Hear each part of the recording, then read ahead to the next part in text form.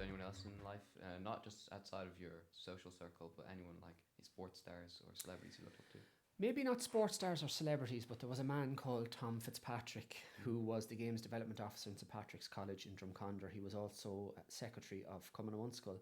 And interestingly, he was the man who started me refereeing when I was a student in St Patrick's College. Tom has since passed away. His second anniversary was in September this year, but we remain very close friends for the best part of 20 years, and he would have been my greatest confidant and advisor in my refereeing career. Yeah. Was refereeing something you'd always wanted to do, or was there something else?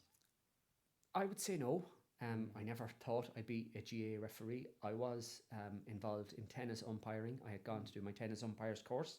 I was interested in rules, but tennis was where my real love was, and still is. I still play a very high level of tennis. I grew up on the tennis courts at home in Stackallan in Slane, and I'm now president of Ashbrook Tennis Club as well.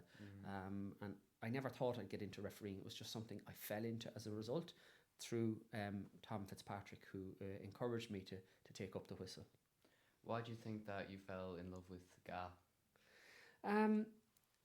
When we were growing up in the village, there wasn't much. I had my tennis local to the house, but then there was either school, the church, and the GA club, like a typical small country village. So I played on every team within the club from the age of under 8s. I have a brother.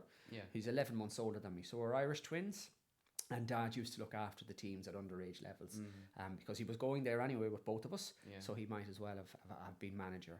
But I would have always played up a year to be on the same team as my brother, and it was just easier that way. But that was it in a small club.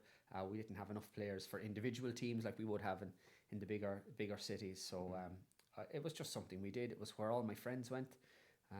It was where my social life was. And it was, where my sporting life was, and that's why I fell in love with it.